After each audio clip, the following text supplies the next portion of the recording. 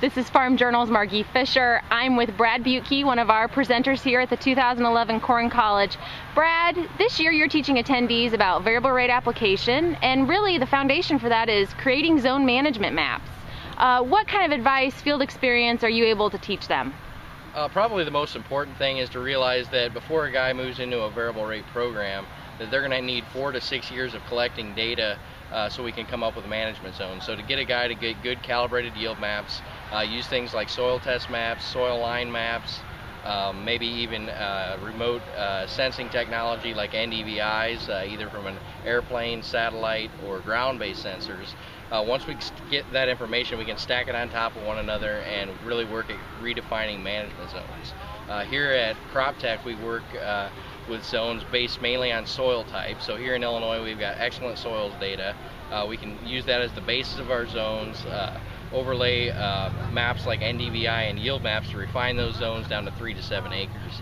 Once we define those zones, then we can work on doing in-field research, on-farm trials, etc., to try to determine which population and nitrogen rates are going to fit those zones best. You mentioned variable rate population as one stepping stone for a farmer to enter into variable rate. Tell me some of the common obstacles that you've seen farmers encounter as they're stepping into variable rate population.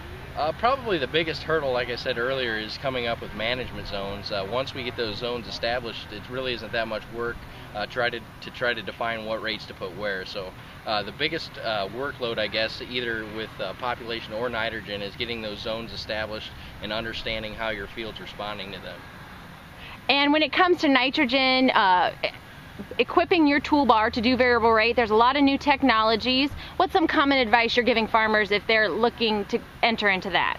The biggest thing is today we were able to do a demonstration with some different plumbing techniques on bars. There's some small things you can do plumbing wise to make a bar better for variable rate than others. So depending on what pump and plumbing system you use, you can hit wider rate ranges and wider speed ranges than with other setups. So one of the things that we worked with today is the difference between a standard orifice versus an orifice that changes size. So in this case we're using the Veriflow orifice. So with the Veriflows we were able to hit rates from 20 to 60 gallons per acre.